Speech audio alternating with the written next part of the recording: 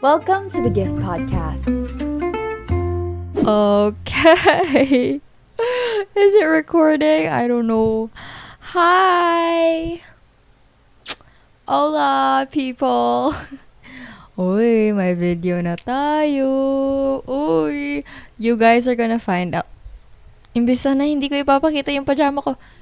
You guys are gonna find out kung paano ka, hindi naman heavily edited, pero malalaman niyo na kung saan yung mga cuts sa podcast ko. Kasi most of the time, tulala kasi ako. So, a lot of times, parang gaganon ako for a second. So, I have to edit that out. But, so, yeah. If may makita kayo madaming cuts, alam niyo na. Medyo nag-loading si ate girl. But, what video? Wag kang ganun, Charas. Yeah, we have a video now. I don't think I can do videos all the time, but I will try my very best to do videos. Yeah, alam mo, behind this camera is like, it's very messy. It's very messy. Extension wire is here. Softbox is here. My vanity is here. My laptop is here. And then there's a lot of wires. And then my lip tint, my hairspray, my skincare, everything is nakalatag siya lahat because, yeah. Anyway, excuse if you can hear my brothers screaming around. It's currently night, so naglalaro sila. But yeah, oh my gosh, may video na tayo, mabubuking ako. Charis. So anyway, welcome back to today's podcast. Happy Friday. How is everyone doing? I hope everyone is doing well. Hindi na ako glam up for this podcast. See, wala nga akong kilay, diba? Ang harsh pa naman ng light, so makita niyo talaga lahat. And yeah, hindi na ako para kasi masanay na kayo. Para masanay na kayo na ganito yung itsura ko. Because I don't plan to glam up all the time. Every time I record podcasts, I don't plan to glam up. So, maybe there are times na feel ko yung self ko, so magme-makeup ako. But girl, naka-tint lang ako, and then naka-compact powder, by the way, from Berry Bliss. See that ad there, you know. Anyway, for today's podcast, I hope it's recording. Please, can I listen to myself? Wait. Hello? Yeah, it's recording well. So yeah, nasa baba kasi siya. Usually if I record, nasa harapan ko yung laptop, tapos nakikita ko yung the process, the progress of recording. Pero ngayon nasa baba siya, so hindi naman pwede na ganito ako, kamulo kong storya na, ganito ako while I'm talking. Hindi naman pwede yun. So I have to look at the camera. Usually pag nagpo-podcast ako, ganun ako eh. But yeah. Anyway, ang daldal. 3 minutes na, 4 minutes na. Anyway, so, for today's podcast, we will be talking about ano yung topic natin? Oh, okay. We will be talking about the it is what it is mindset. Yes, kasi wala lang. I decided to talk about that because I find it very I didn't prepare for this podcast actually. I just prepared the topic and I don't know what to say. But by it is what it is mindset, what I mean about that is I'm just gonna give you an example. Alam niyo naman na I'm not good in defining, but by it is what it is, I mean for example, may nangyaring masama. And then what you think in that situation is that wala, it is what it is. Parang ganun, kanang wala na kayo mabuhat ba? Wala na kayo magagawa. It is what it is. So, ganun. I just wanted to talk about that because not a lot of people have that mindset. And I think it's also parang, kasi I have an it is what it is mindset. And I'm very proud to say that. Parang, it was really hard for me to get that mindset, you know? Parang, kasi alam mo na, usually yung mga tao, emotional. So, pag may mangyaring masama, of course, magalit ka talaga. Pero, if you have that it is what it is mindset, parang, okay, wala tayong magagawa. Yun na yun nangyari. So, parang ganun siya. And, I really just want to talk about that because parang it's one of the biggest reason why parang mature ako. You know, you see me as a mature person, di ba? If I think about it, the reason why mature ako is because I have that it is what it is mindset. And I really want to share it to you guys how you can have that it is what it is mindset. Kasi parang, you know, just protect your own peace. You know, it's one way to protect your own peace then. I heard that from like Chris Way. But like, it's, you know, protecting your own peace. And I think that it is what it is mindset really helps. For example, kasi you know, wala naman talagang mangyayari kapag if you get mad. I really just want to share it to you guys para madami na tayong it is what it is mindsetters. Mindsetters, tama ba yun? Yung mga like people na may mindset na it is what it is. Para madami na tayo sis. Para quiet na yung world. Kasi alam mo talaga yung mga iba talaga ng mga people na like, girl, para masyukans ka na lang na, ganun ba talaga yung pag-iisip mo? Like, hello? Parang ganun, di ba? Like, may tao talaga tayong, you know, there's always that one person in our life na parang mapapasabi talaga tayo na like, ganun ba talaga yung mindset mo? Like, sis, grow up, ganun. But anyway, I'm not like, bragging na like, oh, I'm mature, I'm like, oh, ganito and superior, ganito, ganyan. It's not like that, okay? What I'm saying is that it would be better if madami sa atin yung mag-mature na. Because, especially around my age, because I see a lot of people na parang, sis, ang tanda natin, gagraduate na tayo ng high school, ganun pa yung mindset mo. So, sa mga people na medyo emotional, kapag yung, lalo na yung mga tao na, like, nagre-react agad, di ba, sa mga bagay-bagay, this is the podcast for you. So, continue listening. Charis. So, yeah, yun na nga. I'm gonna give you, like, an example of an it is what it is mindset para ma-expand ko yung dictionary, yung meaning ng it is what it is mindset. For example, let's see. For example, yung kapatid ko, nahulog niya yung cellphone ko. Nabasag, agoy, sumbagay, charis. Usually, other people will react na parang magagalit ng mga sis. They're gonna shout, they're gonna ratatatatat, ganon. Bakit ba hinulog yung cellphone ko? Bakit? Ganon, diba? Usually, yung mga reaction of people. I would probably like, probably I will still react to that. But like 80% of me would probably just like, kasi ako, pag magagalit ako, I'm that type of person na quiet. Kasi I learned na it's really like a waste of energy to like get mad at a person. Parang kinakalculate ko yung situation. Is it like worth my energy and anger? Kasi you put a lot of energy, you put a lot of emotions when you're angry. So is it really worth it na magagalit ako? Are you really worth my anger? Are you worth my time? Girl, kasi alam mo, ang daming hangin, ang daming saliva na nasasayang kapag galit ako. So, yeah, are you worth my time? So, kapag hindi ako nagagalit sa'yo, meaning you're not worth my time. So, yeah. Usually, pag ako nagagalit, quiet lang. So, yeah, quiet lang talaga ako pag nagagalit. Kasi, it's really not my... you know, when I was young, when I really get mad easily, I'm still very short-tempered, guys. Pero, yun na nga, yung reaction ko when I get angry, hindi siya like, warak. You know, hindi siya like, parang, ano say warak sa Tagalog? Like, hindi siya, you know, you're shouting, ganito, ganyan. Parang hindi siya ganun. I just keep quiet. So, still very short-tempered, but my reaction when I get angry is just to be quiet. Yun lang talaga siya. So, yeah. Going back to the situation, kapag mahuhulog ng kapatid ko yung cellphone ko, I think 80% of me would just react na ganun lang. Parang ganun lang.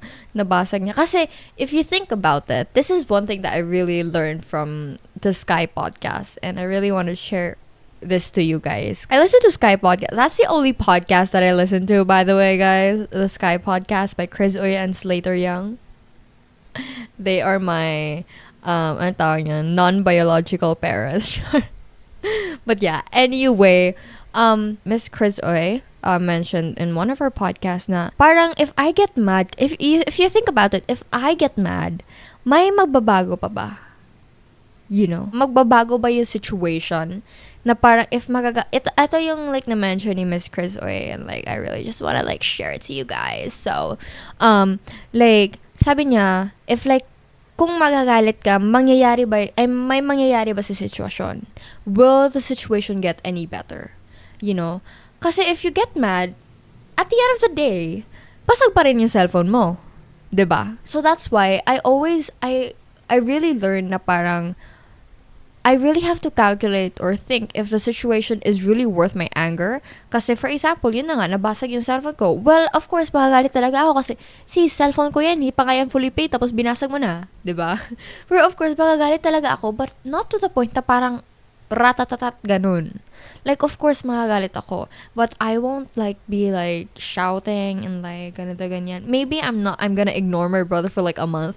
A month? Hindi naman. Mga 1 week. Ganon. Pero, like, I would not, like, I would not, like, be angry and give my energy. Like, waste my energy on that. Kasi, if you think about it, at the end of the day, basag pa rin yung cellphone mo. So, walang nangyari. You just wasted your energy, sinaktan mo lang yung kapatid mo with your words, and like, ganito, ganyan. So, that's why I've always learned that. That's like my definition of like, it is what it is mindset. It is what it is. Yun na nga, nangyari na. So, wala na tayong magagawa niyan. 'Di ba? And then also, speaking of it is what it is, there are times in life na parang we always have expectations. Like, my expectations tayo sa mga, like, for example, like, you were really expecting on something, expecting on a travel maybe, like, you were expecting to, like, travel by the end of the year outside the country, and then, unfortunately, na-cancel yung travel, yung trip.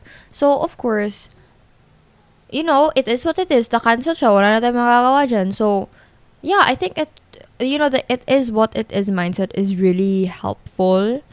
And you will really learn a lot of lesson at the same time. You will learn how to control yourself. Kasi, kagaya na nga sa akin, nung bata ako, medyo short-tempered talaga si ate girl.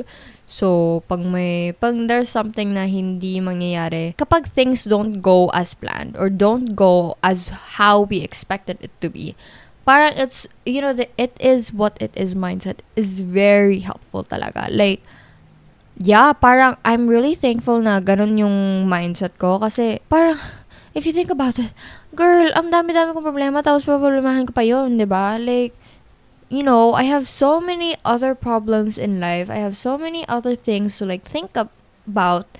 And madami pa akong mga kailangan problemahin sa buhay. Tapos dadagdag pa yan, 'di ba? Also, like, recently nga, hindi naman, like, there was an emergency sa bahay and I was scheduled to, like, go out.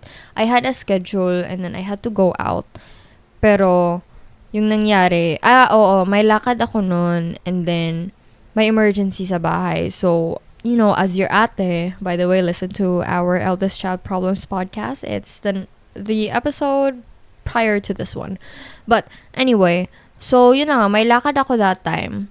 And then, ang tao nun. May emergency sa bahay. So, I had to, like, take care of my brother. So, instead of going out, nasa bahay lang ako. And then, I had to take care of my brother. And I was not in the mood kasi na-cancel na nga yung lakad ko, diba? I was not in the mood. And then yung kapatid ko, I had to, like, feed him his lunch. Tumae pa siya. Twice pa siya tumae, sis. Alam mo ba kung gaano ka, like, it's a nightmare, changing diapers. And hindi siya like changing diapers sa bed. I have to like ilo-ilo him. I have to clean his booty sa toilet, So, and I had to do that twice. Throw his shiz, his poop in the trash. And then, this and that. I have to clean his butt and then change his diapers, change his shorts. And then he did that again. So I had to do things all over again twice. So, yeah.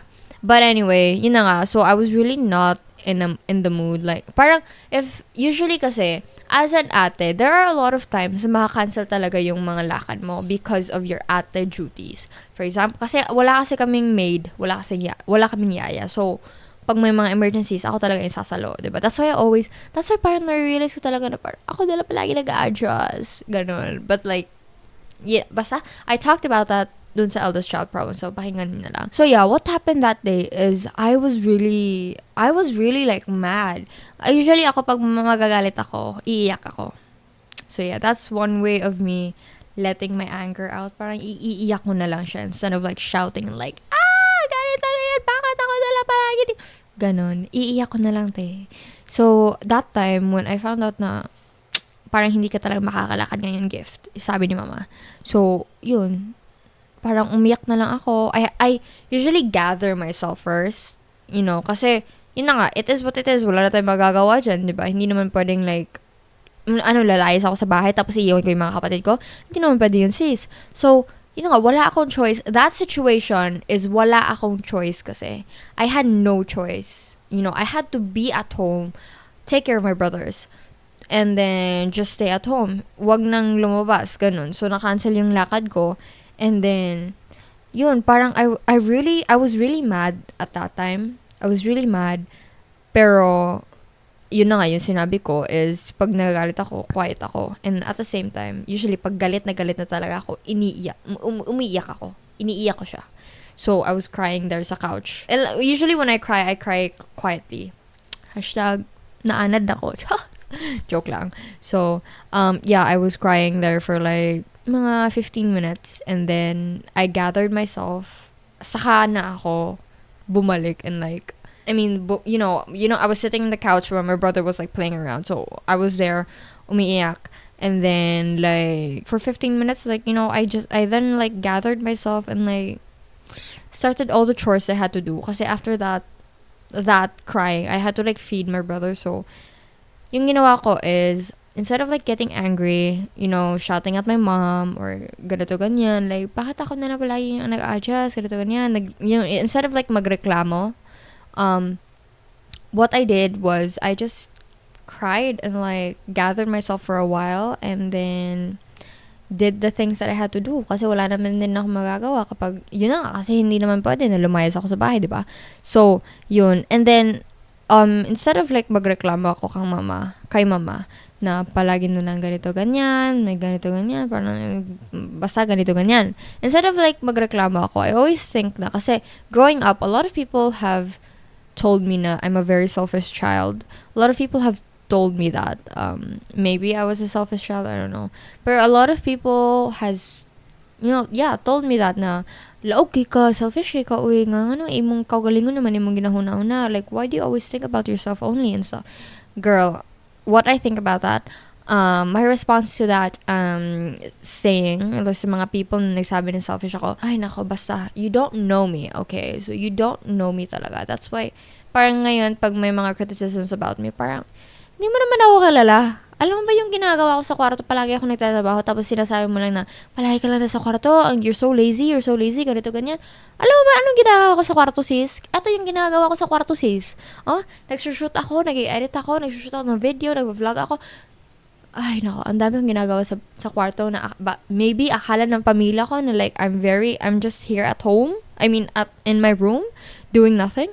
But sis, hindi nga ako nakakatulog. Like, girl. Or anyway, yun na nga. So, growing up, a lot of people has told me na I'm a very selfish child. So, that's why, instead of these days, especially these days, instead of like magreklamo ako kay mama, mag-talk back ako sa kanya, I have to think first na like, is this like, once I like tell it to my mom, will I appear as a selfish kid to her? If yes, then hindi ko na lang sasabihin. If no, then go. Say it. Pero usually, yeah, yung mga parang when I think about it, if I say this to my mom, I might appear as a selfish kid to her. So hindi ko na lang sinasabi. So I you know, everything, I keep it to myself. Everything, all my problems, all my reklamos sa life, I keep it to myself. Sometimes I share a bit to my friend, Nimshai. Regards ko, girl, asa naman ka? Like, hindi siya nakakapag-reply sa akin. Si Nimshai, yung friend ko na nasa US na. Kasi, yung cellphone niya, ay nako, ewan ko sa kanya, basta may nangyari sa cellphone niya, tapos hindi niya ma-access yung cellphone niya. But anyway, yun na nga, going back. So yeah, I tend to keep things to myself. But anyway, going back to the topic, the it is what it is mindset. Yun na nga, summing things up, it's very important to have not very important, but it's important to have a mature mindset, because especially that it is what it is mindset. I think that mindset really helps, especially when like hindi naman anger issues, pero like if emotional ka na tao and like madali ka lang magalit. And I mean like if magagalit ka, like may reaction ka talaga. Like, you shout, you throw things, ganun. That mindset really, the it is what it is mindset, it really helps you to be calm and like, just do your thing. Kasi if there are things that will not go as planned, parang it's nice if you just say na parang wala na tayong magagawa. Yun na talaga yung nangyari. So, nabasag talaga yung cellphone ko. Hindi naman pwede. Hindi naman like kung magagalit ako, may mangyayari ba sa cellphone ko? Will it like reverse the time and like, at the end of the day, will it like reverse the time? Hindi naman, diba? So, at the end of the day, basag pa rin yung cellphone ko. You have to think about it na parang, if I get angry, will the situation change? Will something change? Yun na, for example, yung cellphone ko na basag ng kapatid ko. If I get angry, basag pa din ba yung cellphone ko? Or will time get reversed and then like my cell phone will be back to normal? Hindi naman, diba? If magagalit, whether you are angry, whether you get angry or not, basag pa rin yung cellphone mo. So, ganon, diba? Like, hello? So, yeah, I think that's one takeaway that I want to give to you guys. Kasi that's also one takeaway that I got from Sky Podcast. So, I really want to share that. So, yeah. It is what it is mindset. You have to think if this situation, is it worth my energy? I always think about that. Like parang if I get angry at a person, I always think na parang, are you really worth my anger and time and effort and energy? Are you worth my anger? Is it worth it na like magagalit ako sa'yo? If not, then sino kasi? Hindi ako magagalit sa'yo. You're not worth my time nga, diba? So, yeah, I always think about that. So, sometimes there are other people na parang, bakit hindi ka nagagalit? Sabi ko, girl, you're not worth my time to get mad at, You're not worth it. You're not worth it. Yeah, yun talaga yung medyo like, sorry, but like, you're not worth my anger and energy and time. So, yeah, just think about that. If magagalit ka na talaga sa tao, you just think na parang, you're not worth it to get mad at, like, ang sayang naman ng saliva ko, tsaka yung oxygen ko, tapos ibubuga ko lang sa'yo. Hi, ang yahay kay kasis. Chares. So yeah, parang ganun talaga. I just make things like funny na lang. Para like, sometimes in life you just have to laugh things out. Like parang, ganito na talaga yan. Wala talaga tayo magagawa. Tapos itatawa na lang natin, hindi naman pwede like everything in life na parang ididibdib natin lahat. Kasi, if ididibdib mo lahat yung mga nangyayari sa buhay, it's gonna be hard for you actually. I always think that parang it's a disadvantage for me if ako yung magagalit. Like parang ang sayang talaga ng emotion ko and energy. So parang I'm like at a disadvantage, Like, parang ako yung may disadvantage kapag nagalit ako. That's why, parang, pag there are some things na won't go as planned or ganito, ganyan, I always think na it is what it is. Nangyari na ang nangyari, wala na tayong magagawa dyan. If it's something that we cannot control, then just let it be, It was bound to happen. So, wala na tayong magagawa.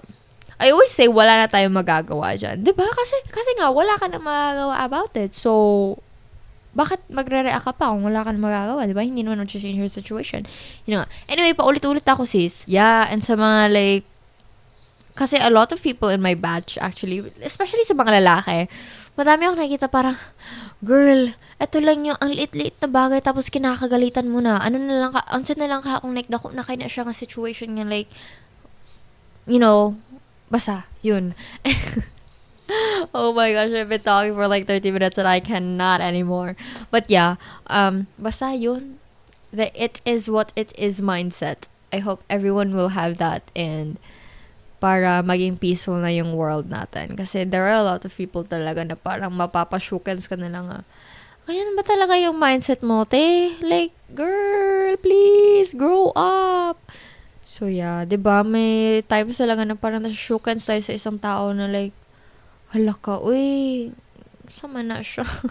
Parang maluoy na lang ako. But yeah, anyway, but I am not like, bragging and like thinking that I'm superior because I'm mature in my, given my age, I'm mature. I'm not thinking na parang superior ako. No, no, no, no. It's definitely not like that. I just wanted to share it to you guys. Para naman may, I can help when it comes to like, kasi a lot of, people that listen to my podcast are usually like 14 to 24.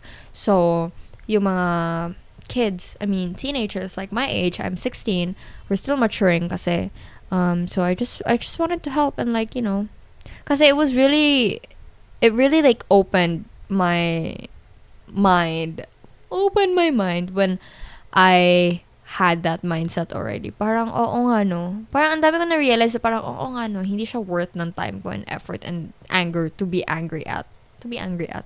Para, basta ganun. So, like, yeah, it really opened a new world for me. So, I just wanted to share it to you guys. So, yeah. Anyway, that's it for today's podcast. I know, parang nandito ako, hindi ako naka-center. Dapat dito ako eh. But, yeah. Anyway, so yeah, that's it for today's podcast. May video na tayo.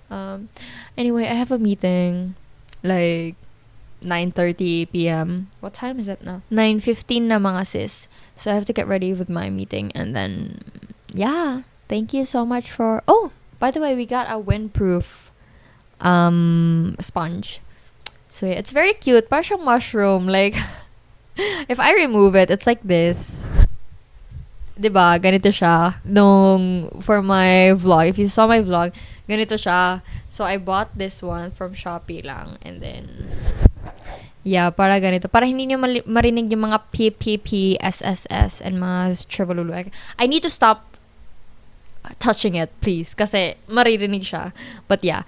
Anyway, that's it for today's podcast and happy Friday everyone. See you next week. Bye. May video na tayo.